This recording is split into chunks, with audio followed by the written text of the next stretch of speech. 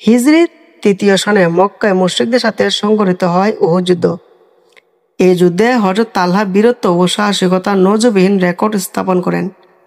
পরোক্ষভাবে তিনি ছিলেন উহুদ যুদ্ধের হিরো। তীরন্দাজ বাহিনী ভুলের কারণে মুসলিম বাহিনী যখন দারুণ বিপর্যয়ের সম্মুখীন, তখন যে কজন মুষ্টিমেয় সৈনিক আল্লাহর রাসূল সাল্লাল্লাহু আলাইহি ওয়াসাল্লাম ঘিরে প্রতিরোধ সৃষ্টি করেন, তালহা তাদের অন্যতম। এ সময় হযরত আম্মার বিন ইয়াজিদ শহীদ হন। কাতাদা বিন নুয়ামের চোখে কাফিরদের নিক্ষিপ্ত তীর লাগলে চক্ষুকুটু থেকে মণিটি বের হয়ে তার গণ্ডির উপর ঝুলতে থাকে। আবু দুজানা রাসূল সাল্লাল্লাহু আলাইহি ওয়াসাল্লামের দিকে মুখ করে দাঁড়িয়ে তার পুরো দেহটি ডাল বানিয়ে নেন।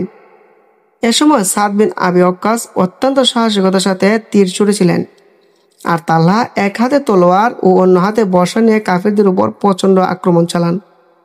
যুদ্ধের এক পর্যায়ে আনসারদের 12 জন এবং মুহাজিরদের এক তালহা ছাড়া আর সকলে রাসূল সাল্লাল্লাহু আলাইহি ওয়াসাল্লাম নিকট থেকে বিচ্ছিন্ন হয়ে পড়ে।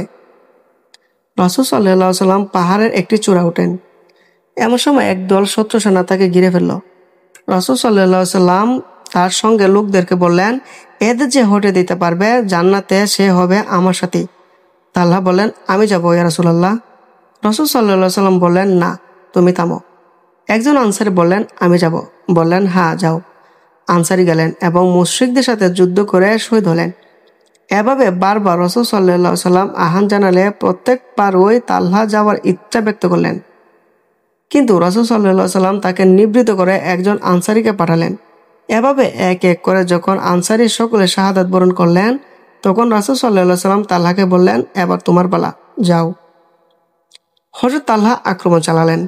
রাসূল সাল্লাল্লাহু আলাইহি ওয়াসাল্লাম আহত হলেন, তার দান মুবারক শহীদ হলো এবং তিনি রক্তে রঞ্জিত হয়ে পড়লেন।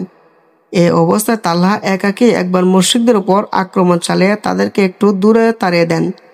আবার রাসূল সাল্লাল্লাহু আলাইহি ওয়াসাল্লামের দিকে ছুটে এসে তাকে কাঁধে করে পাহাড়ের উপরের দিকে উঠতে থাকেন এবং এক স্থানে রাসূল সাল্লাল্লাহু আলাইহি ওয়াসাল্লামকে রেখে আবার নতুন করে হামলা চালান।